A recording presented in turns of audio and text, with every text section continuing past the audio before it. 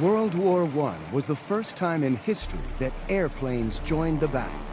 Almost as soon as the first shots are fired, a high-speed race for domination kicks off in the skies above the trenches.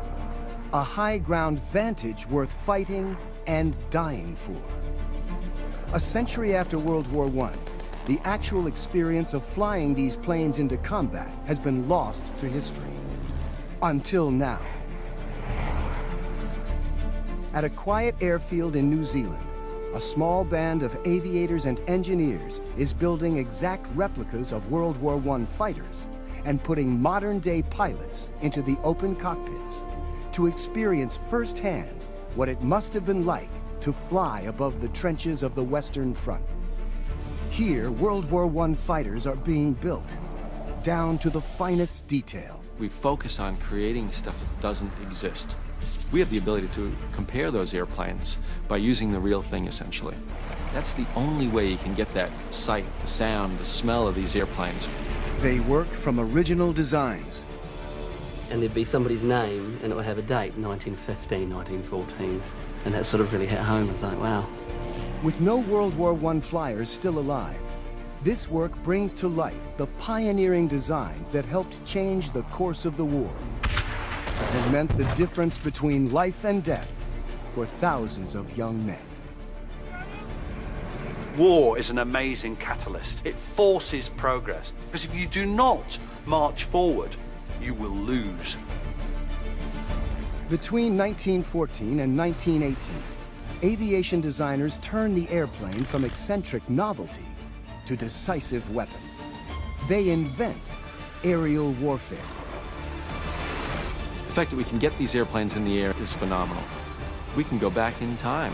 First Air War, right now on Nova.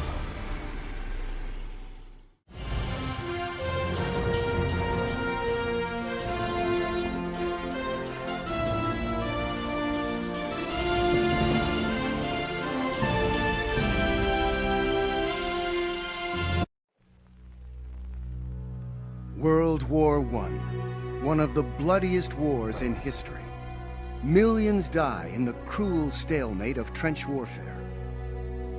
The desperate effort to break the deadlock leads to the most rapid advance in military technology in history, when a new invention enters the fray: the airplane.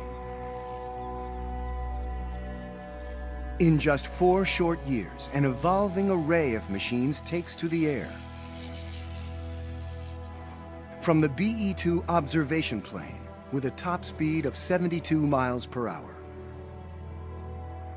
to faster, nimbler fighters like the British SE-5A with mounted guns and the ability to shoot other planes out of the sky, and the German Pfalz D3.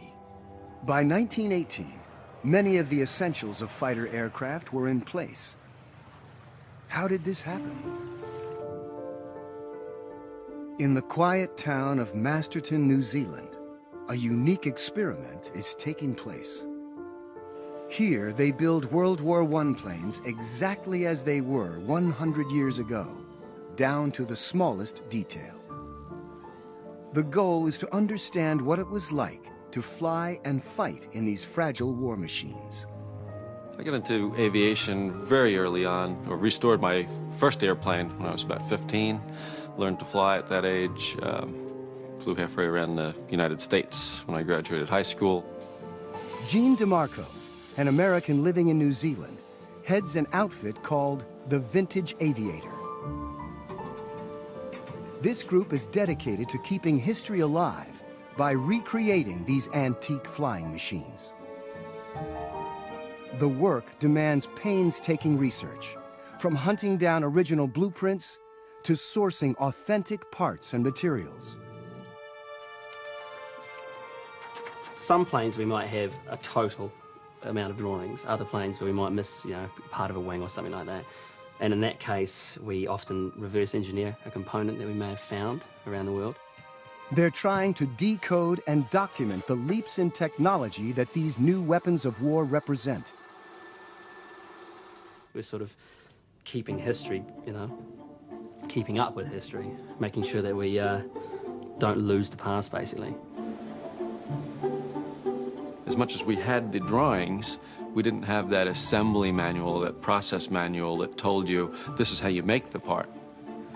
These airplanes were essentially hand-produced, and the fact is they're organic. They're built out of, you know, timber and fabric and cord and stuff like that. And all of those skills had to be reproduced. We had to find craftsmen that could do that kind of work. We're constantly impressed by the machining skills back then. When you look at the complexity of the crankcase, the casting, it's very, very clever. In World War I, even small differences in aircraft performance could mean life or death for the pilots who fly into combat, potentially altering the balance of air power in the skies above the Western Front. August 1914. The armies of Germany range against Britain, Belgium, and France.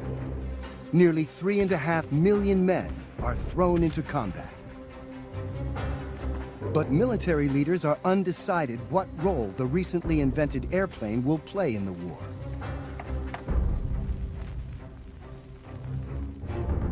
Every major power was preparing for war, and part of that meant looking at this new idea, this new concept of what were they going to do with airplanes. At the outbreak of war, powered flight is still a lethally dangerous pastime. Planes are so flimsy that a 20-mile-per-hour gust of wind could flip them over.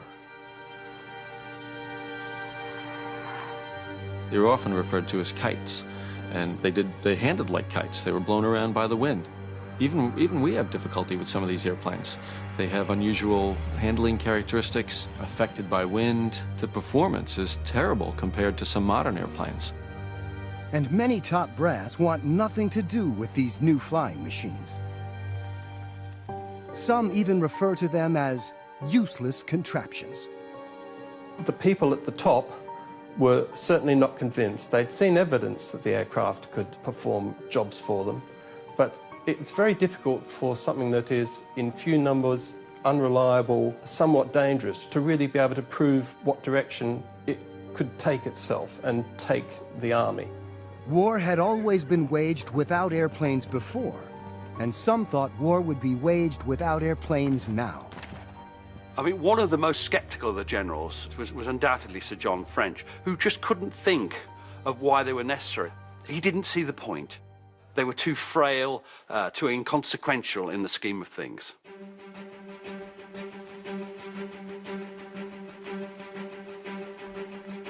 But others are determined to prove their worth.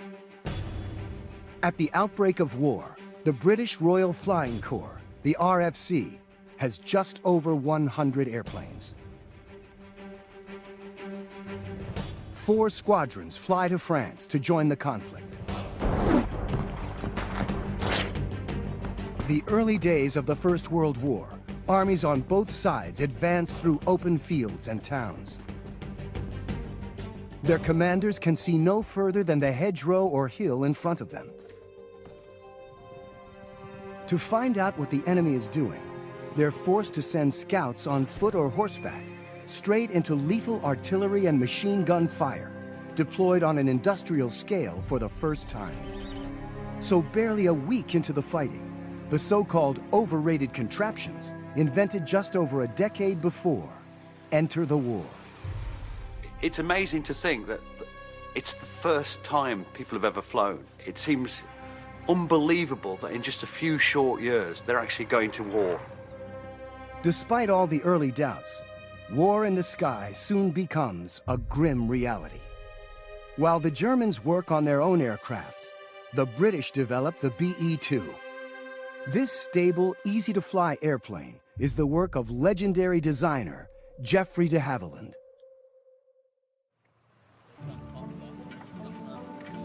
In New Zealand, the team has built an exact reproduction of his Trailblazer. Accurate down to the last detail, it gives them an authentic 1914 flying experience. Here we are at home in a BE-2C. This lightweight biplane has 2 sets of wings to generate lift and provide structural rigidity. The pilot sits in the rear, an observer up front. Every airplane sort of has its own personality. You get a real taste for what it's like to fly these old airplanes. It is unarmed, and its maximum speed is only 72 miles per hour. In a strong headwind, it is almost static, literally floating. These early BE-2Cs were strictly used for observation in the beginning of the war. They weren't armed in any way, they weren't armored in any way, and they were slow, fragile airplanes that could, barely get aloft with 2 people on board. De Havilland designed the airplane for spying on the enemy below. In the early days, it was really just the pilot, the observer, and their trusty notebook and their pen. And they'd go up, and they'd have a map on, strapped to one knee, and they'd have a notebook on the other. With no radios to report their observations back to base, this is a primitive operation.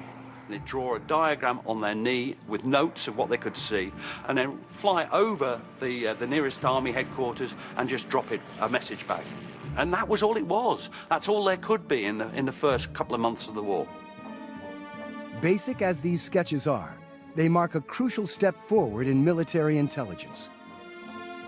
For the first time, the Army has an eye in the sky, and its advantages soon become obvious.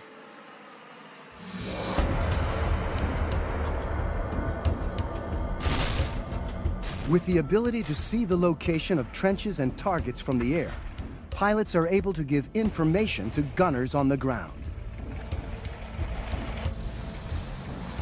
These aircraft really came into their own in cooperating with the artillery. They were able to be, in effect, missile guidance systems. This information helps the artillery progressively adjust their aim as they zero in on the target. As the war went on, the role of the Royal Flying Corps sort of slightly mutates. They become less the eyes of the whole army, and very much more they become the eyes of the artillery. But communicating targeting information quickly is a challenge. So airplanes are soon equipped with Morse code radio. Now the airmen can see where a shell lands and send word instantly to troops on the ground. The guns can then be adjusted and then fired again, followed by further adjustments ordered by the airborne observer. And then when you actually hit your target, you'd send a signal, say, go ahead. At which point the whole battery will open fire to destroy, and that's when the mayhem starts. A few months after the start of the war, the fronts have been established. Trenches stretch from Switzerland to the North Sea. This deadlock also means change for the Royal Flying Corps. They'll need faster, more agile planes, because these new defenses are manned by troops looking up to the skies and aiming artillery that will soon be able to reach those planes.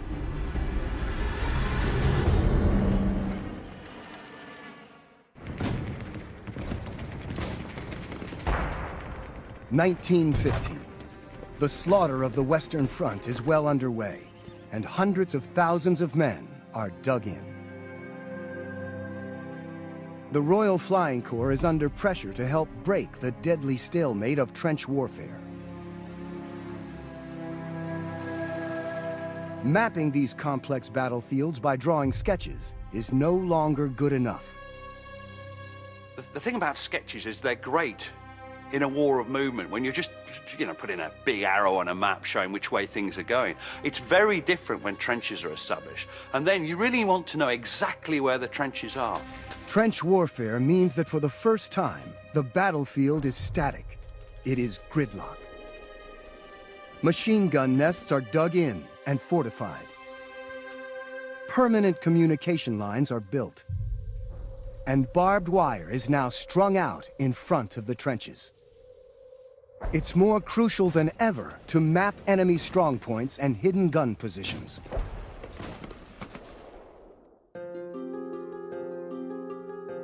The solution lies in another new technology: aerial photography. If you take a camera up and take a photograph, then you can come back, bring it back, develop it, and then it can be taken to headquarters and you can collectively examine it and determine exactly what's on the ground. You can see where the machine guns are. You can see where the German artillery batteries are. You can see where the communication trenches are, where the dugouts are, where the headquarters are. For the Royal Flying Corps, the growing demand for photographs means spending more time over enemy trenches. But spying from the sky has always been a dangerous job. The first casualties come only 3 weeks after war is declared. Pilot Vincent Waterfall and his observer Charles Bailey are shot down while spying on German troop movements in Belgium. Aviators are increasingly a priority target. They have to be prevented from getting home with their information. The level of anti-aircraft fire was such that you would expect to pretty much have it on every single mission. Completely surrounded by bursting brown and white clouds of smoke filled with red-hot bits of iron. The linen and wooden planes offer no protection. These young guys had to be really brave. They're protected by essentially a wicker seat and fabric. You could poke a sharp stick through the side of these airplanes. They weren't exactly armored. The BE-2, the standard British observation plane, is not designed to carry unwieldy cameras. Obviously, in this airplane, it's quite obstructed. I've got wires, I've got the landing gear in the way. Of course, lower wing is in the way. Not ideal. 2 pilots from the team are about to experience this firsthand. They want to see just how hard it would have been for a First World War aviator to get usable photographs. It's 900! Might be high enough. Bevan tries to brace the camera, but in the 70-mile-per-hour slipstream, the photos are blurred, and without a decent overlap, the individual photos are useless.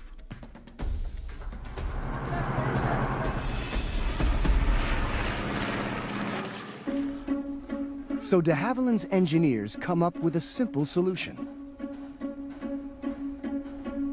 Gene's team makes the same changes.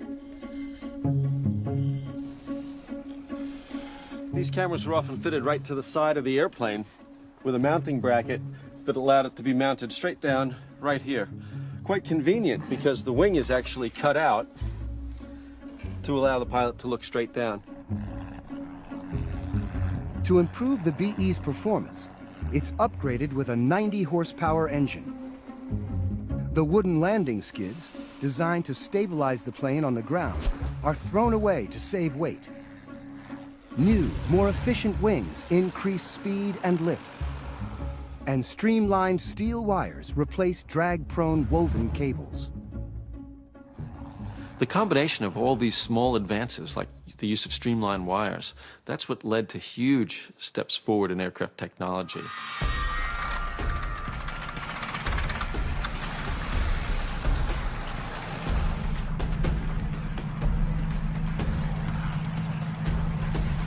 Gary and Bevan now switch to the later BE-2F model, which has a fixed camera mount.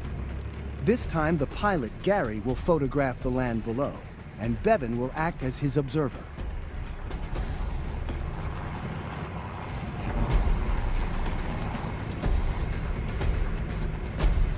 Counting down intervals for each exposure will help them capture a complete mosaic. But only if Gary can fly the plane steadily as he takes the pictures.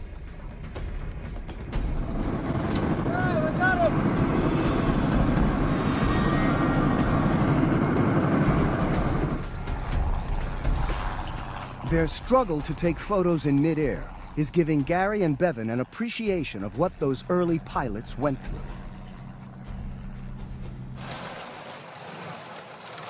Imagine doing that though and getting shot at the same time. It's pretty much an almost guaranteed suicide mission half of would definitely be risky, that's for sure. The team looks at the results of both missions. It's clear that the fixed camera produced the better shots. The BE-2's camera mount means that the photographs can be easily put together to form an aerial view of the entire area. There's a significant advantage to the modifications made to the airplane, Oh, the development of the airplane led to. Absolutely, yeah. The mounted camera transforms the fight at ground level. For the first time, officers have an invaluable aerial picture of the entire enemy line.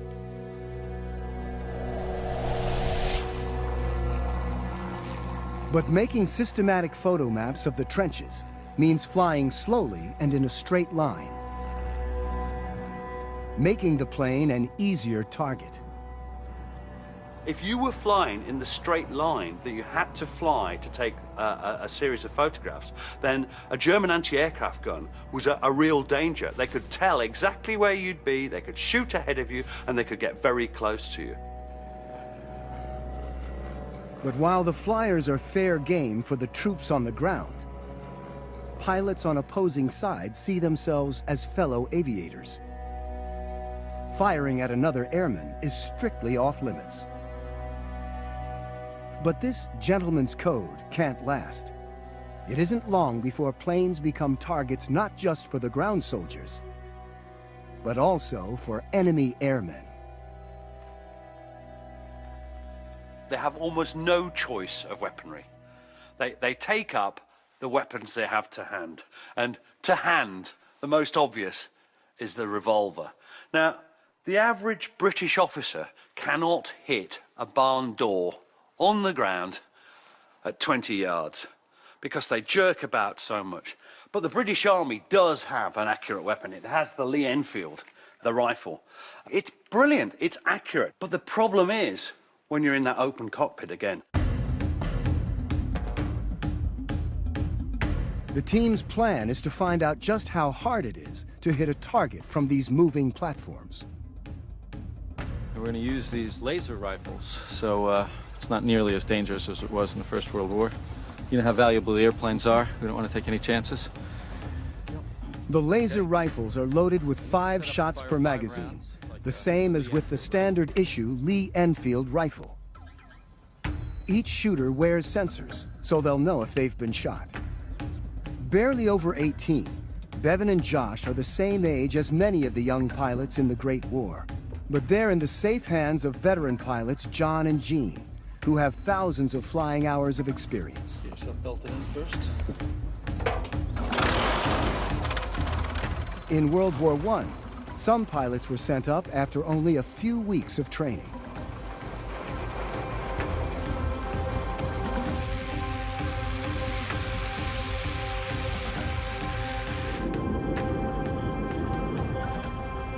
Now at altitude, the aircraft separate and position themselves for the fight. The planes will fly towards each other 3 times. Any direct hits will be registered on the sensors. Right from the start, engine oil already coats the camera lens. It's also getting on Bevan's goggles.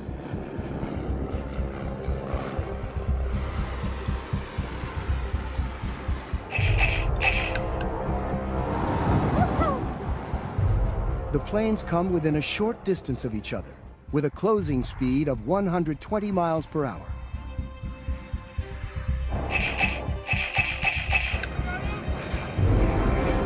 With the propeller, struts, and wires in the way, the gunners find it awkward to take aim.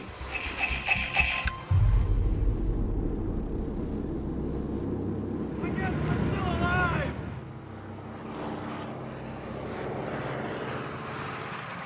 That's really hard. The oil and stuff on your goggles, you can't see anything. Then you got the prop arc and you got the streamlined wires and the struts. It's near impossible. I mean, we fly these airplanes a lot and do displays and stuff, but when you're actually setting out to, accomplish a specific task like this, you don't realize how difficult it is. 30 shots are fired between the 2 observers, and not one hit on target. Whose idea was it to wear this during the war? 100 years ago, the results were often the same. Those experiences survive in recordings made years after the war. The arms issued to the Royal Flying Corps personnel at that time was a rifle. If you saw an enemy aircraft and you took this rifle out, you would let them have it, best you could. You had to be very careful not to shoot any of the controls away. We met a German at about the same altitude as ourselves. I put up my sights and fired 6 deliberate shots. It was miserable that I didn't apparently hit him at all. I've no doubt I was miles away. We later on learnt with the vibrating platform that effective range was rarely exceeded 50 yards. Only one weapon promises to be effective at hitting a plane in midair. The same weapon used for slaughtering millions of infantrymen on the Western Front. The machine gun. The machine gun had turned warfare into industrialized killing. A single Vickers or Lewis gun could fire nearly 500 rounds a minute. But how to attach these heavy and powerful weapons to a fragile airplane creates a fresh problem for the engineers.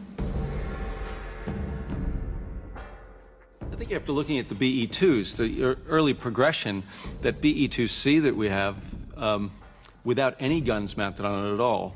And then the next step was that BE-2F, where they mounted a few Lewis guns on those candlestick mounts where you could actually fire the gun around. But you had to be careful that you weren't shooting your own airplane. You had a very narrow arc where you could fire forward or maybe to the back. That was very limiting for defending yourself. The only practical way to use a machine gun in midair is to turn the whole plane into a weapon. Having a fixed gun and just aiming the airplane was determined the best way to go. If the pilot could actually point the airplane at the enemy and chase him and actually pull a trigger and shoot, that was ideal.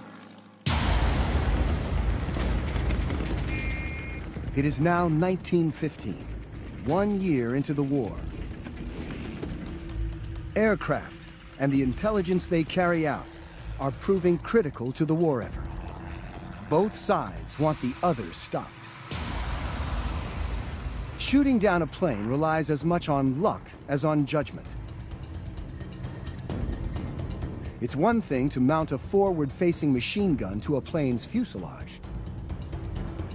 The problem is to fire the gun without shooting off the plane's propeller blades. Whichever side does this first will rule the skies. The problem with trying to fire through the arc of the propeller is that the bullets are coming out of the machine gun at a particular rate. The propeller, which is made of wood, is flying around, passing the line of fire at a different rate. And anyone who's done a little bit of physics about these things will know that there's a point at which the bullet is going to hit the propeller. Now it's become the key engineering challenge: how to mount a machine gun onto an airplane without shooting up the propeller. The first breakthrough comes thanks to a French aviator. Roland Garros has raced planes before the war and gained fame for flying across the Mediterranean from southern France to Tunisia. Roland Garros, one of the first guys to do such a thing, mounted a fixed gun and firing through the propeller of his tractor airplane, the engine in the front, mounted little wedge-shaped metal blocks to the back of the propeller just to deflect those bullets. It's undeniable that Garros was a brave man. When you think that what would happen with a bullet hitting one of these deflector blades, it is a very brave man who'll sit 1 meter, 2 meters behind these deflector blades. The clue's in the word: the bullet's going to be deflected back into you. Garros uses his reinforced propeller to make 3 kills before enemy ground fire forces him to crash land behind enemy lines. Well, when Garros was shot down, he tried to set fire to his airplane, and he managed it, but he didn't destroy all of it. The Germans could see what he'd been up to. 20 minutes after his capture, the Germans take this photograph. and they hand his system to a young Dutch aviation designer, Anthony Fokker.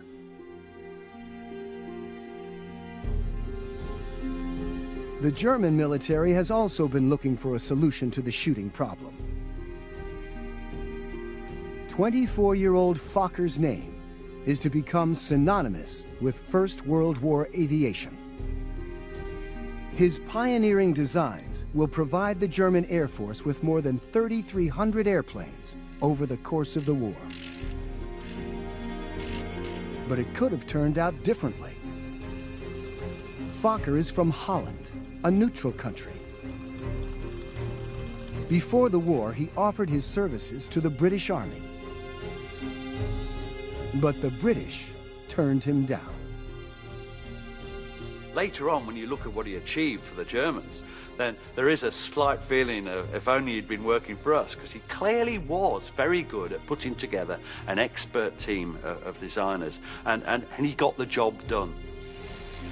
What Fokker is about to deliver will tip the balance of power in the air in Germany's favor. Fokker's interrupter mechanism synchronizes the gun's firing rate with the engine, so that the bullets fly through the gaps between the spinning propeller blades. But when the propeller passes in front of the muzzle, a mechanism blocks the trigger of the machine gun and stops it from firing. Fokker fits the mechanism to his own aircraft design, the Eindecker. The Eindecker monoplane is not an impressive flying machine. Its maximum speed is only 87 miles per hour. And it can stay up for only an hour and a half. They weren't great by any means as far as their flying capability, but they had this one technological advancement, which was the interrupter gear, which allowed them to score numerous victories. They became a deadly tool to shoot down the enemy. It would dive down, out of the clouds, out of the sun, onto an unsuspecting British plane, and then it would fire through its propeller, take them by surprise, and shoot them down before they knew what was happening. The Fokker Eindecker marks a new chapter in aerial warfare, the birth of the first fighter aircraft.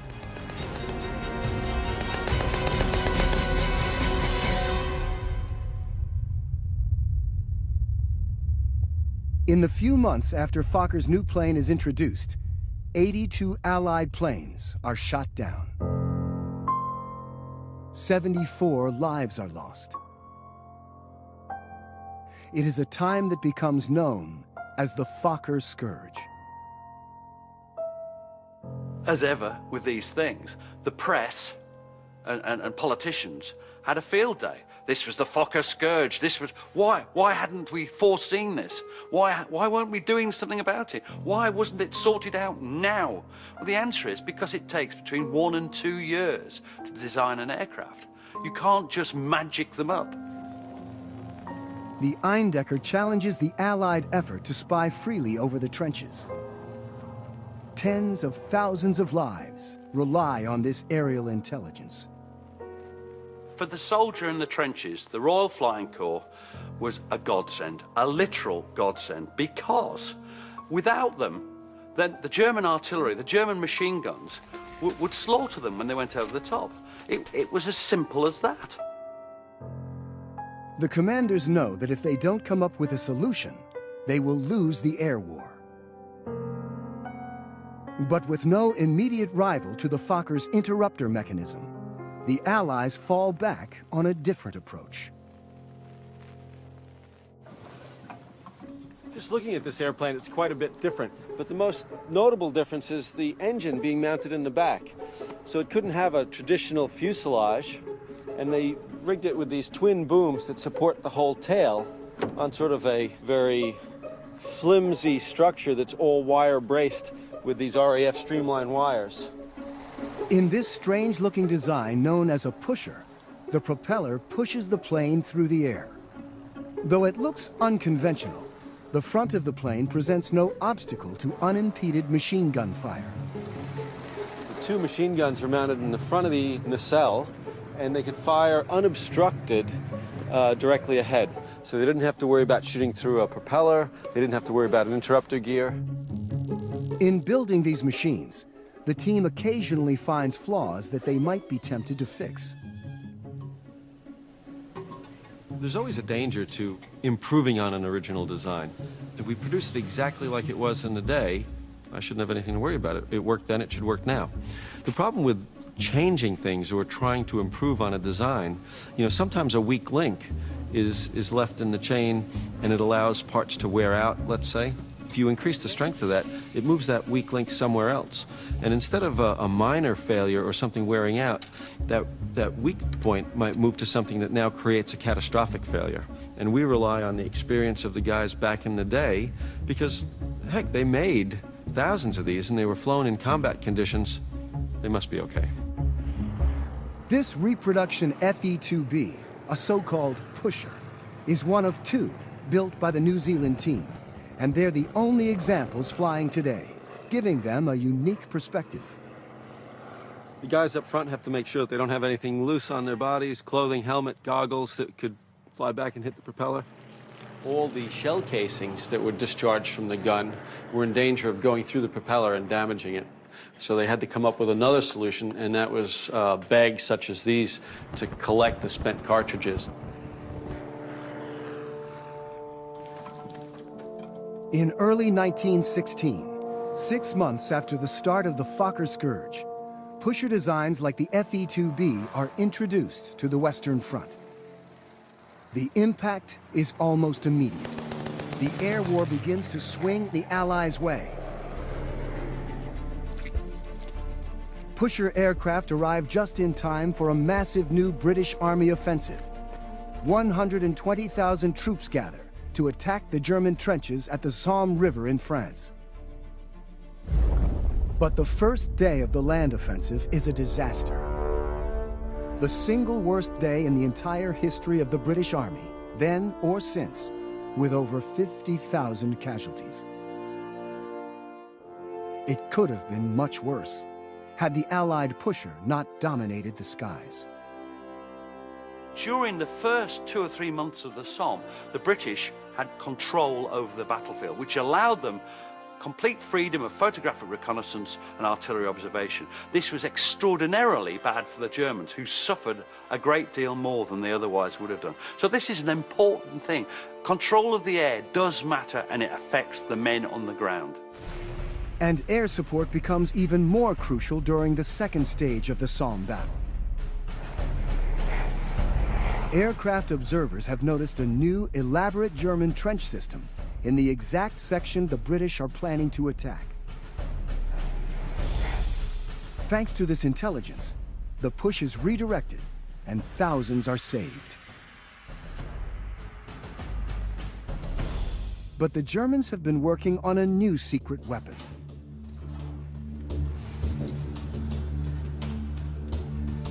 An airplane design that is about to draw the Allied airmen into their own version of the Somme.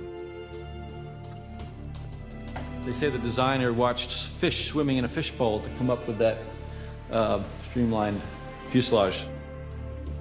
Designed from scratch and built in less than 6 months, the Albatross is a highly innovative design. By building an exact reproduction, Gene and his team have discovered the lengths the Germans went to achieve even the smallest performance improvement.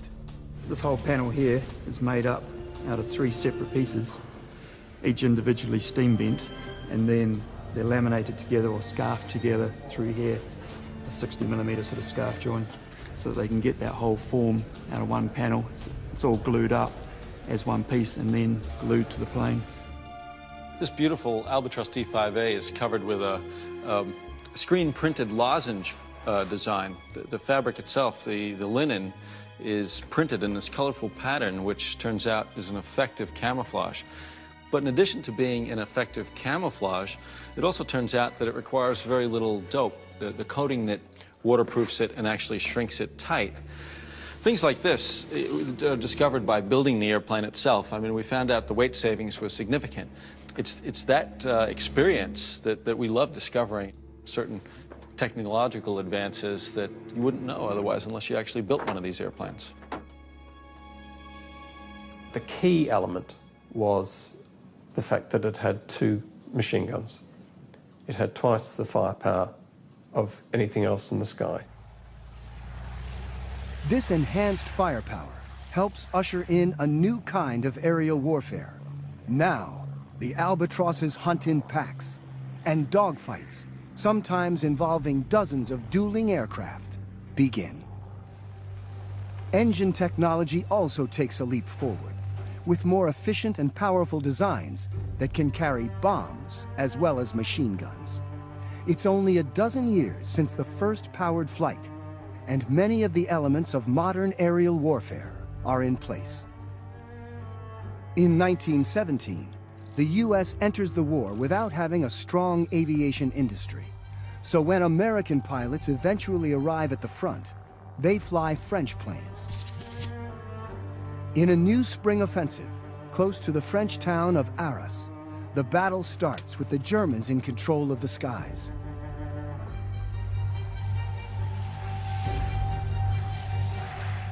The British pusher is no match for the Albatross. Without intelligence from above, the British troops on the ground risk another massacre. The British Army's solution is to swamp the front with a huge number of planes. 25 squadrons, 365 aircraft in total. The Germans have merely 10 squadrons, but they have the Albatross. So what they do is they carry on flying their missions. They carry on doing everything the artillery and the army want them to, and they suffer the casualties as they come. It's murderous. They go up, if they encounter the enemy, they're going to be shot down. Many of them knew that they were up there for other people. They fully understood their role. They knew they were dying for their country, and they carried on doing it. It's a particular form of sacrifice that I find quite inspirational. In supporting the troops below, the British lose 2/3 of their aircraft. The Royal Flying Corps gives the destruction a name of its own: Bloody April. But despite the heavy casualties, British pilots persevere, and the intelligence still gets through. When British troops go over the top, they meet little opposition. Aerial reconnaissance has ensured that the German guns are silenced.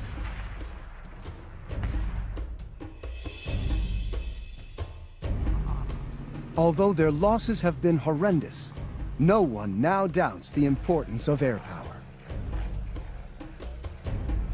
But the Germans still have the superior machines.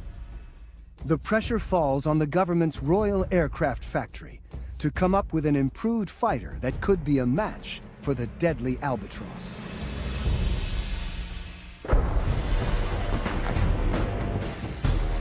The Royal Flying Corps is right at the centre of army plans. They have to do their job. If they don't, people on the ground will suffer. They'll die. It's crucial. 2 British designers based in Farnborough, John Kenworthy and Henry Folland, are working on a breakthrough fighter called the SE-5. They design it to be fast, sturdy, and armed with a brand new interrupter gun mechanism. But its development is not going as planned. In January 1917, the Royal Flying Corps Chief Test Pilot, Major Gooden, is killed while flying an early prototype. Pilots' feedback suggests the seating position is too high, the windscreen too tall, and the engine too underpowered. The pressure on Kenworthy and Folland is ratcheting up. I think everyone in the aviation industry back at home realised the importance of what they were doing. They're on an escalator they can't get off. And if you make a mistake, you can have an aircraft that is completely useless. It's a difficult business, and everybody's very aware that if they make mistakes, then people will suffer. A new, improved version, called the SE-5A, finally arrives at the front in June 1917. And it is transformed. You get into the SE-5, and in all honesty, if you didn't know what airplane you were getting into, you'd swear that that airplane was a 30s or even a 40s design, and was really a fighter to be reckoned with. It exceeds all expectations. This ruggedly built fighter is the fastest airplane of the war, but its ultimate test will be in battle. The British SE-5A and the German Albatros will face off in fierce duels over the trenches. In New Zealand, Gene DeMarco and his colleagues have built an exact replica SE-5A. These airplanes were loved by the pilots who flew them. They were easy to fly. They were extremely reliable. Powered by a 180 horsepower Hispano-Suiza engine, fitted with a single Vickers gun in the fuselage, firing through the propeller, synchronizer gear, and another Lewis gun mounted above the wing. Opposing it will be the German plane, the formidable Albatros. Plywood fuselage, all molded, very few metal fittings on this airplane. Easy to manufacture once you had the tooling for it. The reliable Mercedes engine, 6-cylinder inline, 180 horsepower, dual Spandau machine guns. Pilot could look right down the guns, easy to aim. The team can now fly these machines in a dogfight. Only by pitting them head-to-head can we see which is the superior fighter plane. Pilot Andy's challenge is to keep the British SE-5A on the tail of the German Albatros for 2 minutes. It has speed, strength, and maneuverability. But the streamlined Albatros, piloted by Gene, is also a close match for the SE-5A. It's not a comfortable airplane like the SE-5 is. All the hot air and oil and grease and water that come off the engine goes in the pilot's face. Despite Gene's attempts to shake Andy off, the SE-5A's power easily keeps it on the tail of the German Albatros. It's over 100 pounds lighter and has a sharper turning radius. Flying one against the other, there is little doubt which performs better.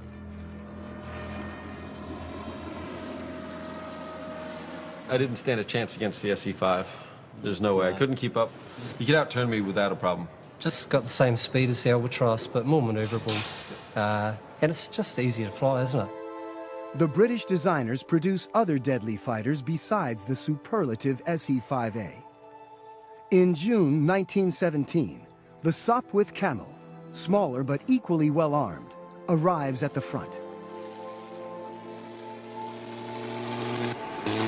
This plane has a top speed of 115 miles per hour, slower than the SE-5A, but is much more maneuverable and can climb higher, allowing pilots to perform surprise diving attacks on enemy aircraft. The Sopwith Camel has sports car-like performance. It's really a true fighter. Now, finally, with the Sopwith Camel and the SE-5A, the Allies have 2 fighters that are better than the Albatros. The tide of the air war is swinging in the direction of the Allies. There's a great advantage to having these airplanes that are accurate reproductions or truly original airplanes, because we can go back and compare some of the things that we've read about, some of the things we've all read about. And having the actual airplane and actually being able to jump from one to the other allows you to make those comparisons sort of on an even basis. But brilliant design is only the beginning. The Allies have turned aircraft construction into a mass industry. It is a level of production that the Germans could not match. By the end of the war, the British have produced more than 5,000 SE-5As, nearly double the number of any German fighter. The British Army and the British forces, in my opinion, won the war because they could produce more than anyone else could, and their logistics were second to none. You might have an entire flight of a squadron wiped out. The next morning, there would be 6 new aircraft waiting on that airfield. In May 1918, the Germans introduced the improved Fokker D-7. a rugged, powerful machine, arguably Germany's finest fighter of the war. It's easy to fly, and the lack of wire bracing dramatically reduces drag. Its metal-framed fuselage makes it easier to construct than the wooden Albatross. But it is too little, too late, and the beginning of the end for the German Air Force. The Germans will not enjoy air superiority for the rest of the war. When you consider that the British took something like 40 aircraft to France, 40 to 50 aircraft, at the armistice, the Royal Air Force numbered 22,600 aircraft. By building these amazing planes from scratch, Gene and his team reveal some of the secrets behind this success. How history turns on the ability to innovate, and how each incremental change secures crucial advantages in the balance of air power. I think our biggest thrill is to be able to share these airplanes with the world, to showcase the history that took place, and so that people can hear them and see them. It's truly unique. These remarkable machines have, in 4 short years, transformed the battlefield and changed the nature of war forever.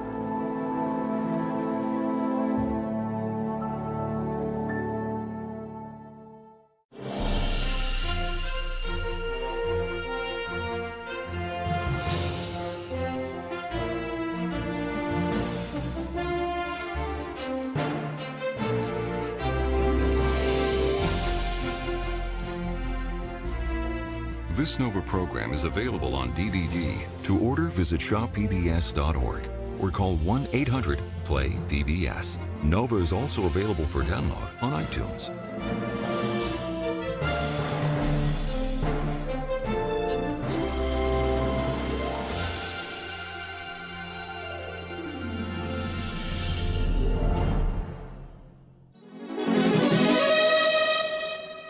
Potentially altering the balance of air power in the skies above the Western Front.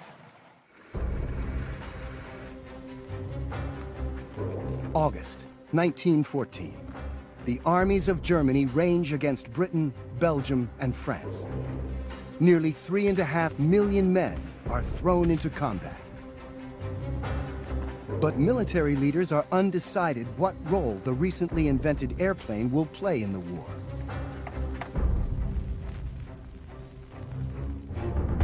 Every major power was preparing for war, and part of that meant looking at this new idea, this new concept of what were they going to do with aeroplanes. At the outbreak of war, powered flight is still a lethally dangerous pastime. Planes are so flimsy that a 20-mile-per-hour gust of wind could flip them over. They were often referred to as kites, and they handled like kites. They were blown around by the wind. Even we have difficulty with some of these airplanes. They have unusual handling characteristics affected by wind. The performance is terrible compared to some modern airplanes. And many top brass want nothing to do with these new flying machines. Some even refer to them as the work demands painstaking research, from hunting down original blueprints to sourcing authentic parts and materials.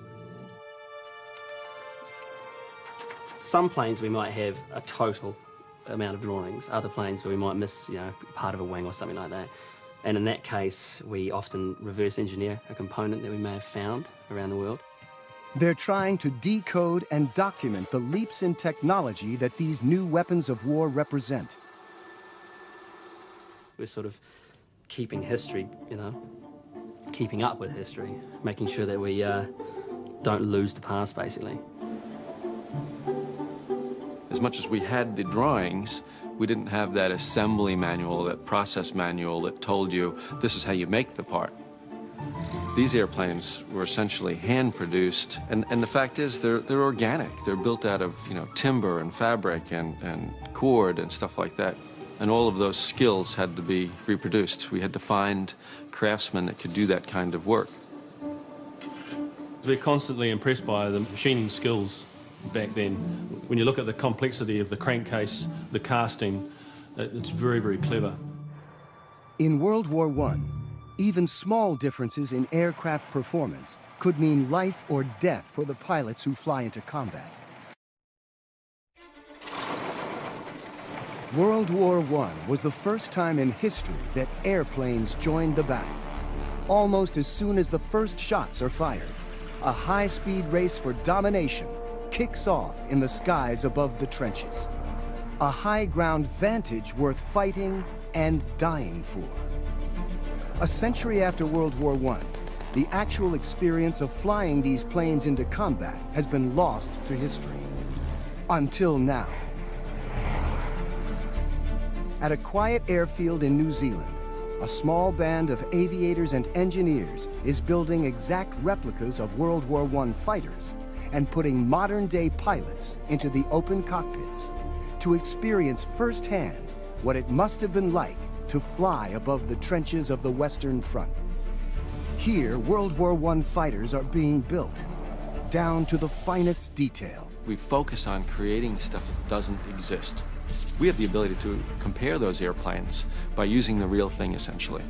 That's the only way you can get that sight, the sound, the smell of these airplanes. They work from original designs. And there'd be somebody's name, and it would have a date, 1915, 1914. And that sort of really hit home. I was like, wow. With no World War I flyers still alive, this work brings to life the pioneering design. In just 4 short years, an evolving array of machines takes to the air. From the BE-2 observation plane, with a top speed of 72 miles per hour, to faster, nimbler fighters like the British SE-5A, with mounted guns and the ability to shoot other planes out of the sky, and the German Pfalz D3. By 1918, many of the essentials of fighter aircraft were in place. How did this happen? In the quiet town of Masterton, New Zealand, a unique experiment is taking place.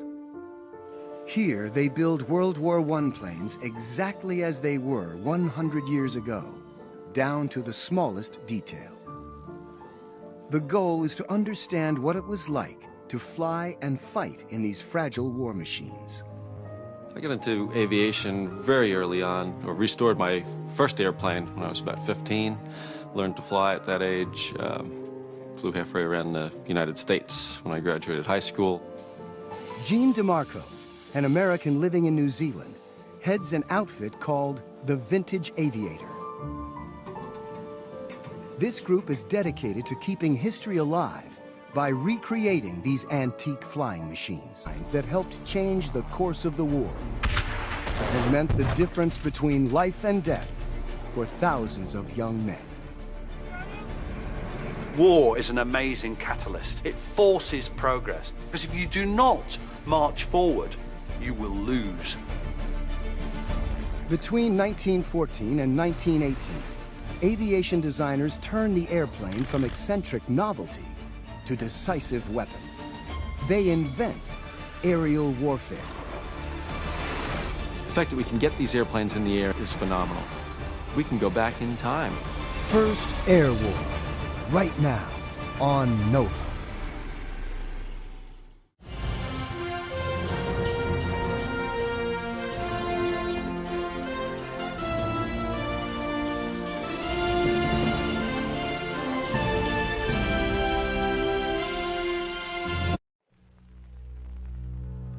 World War I, one of the bloodiest wars in history. Millions die in the cruel stalemate of trench warfare. The desperate effort to break the deadlock leads to the most rapid advance in military technology in history, when a new invention enters the fray: the airplane.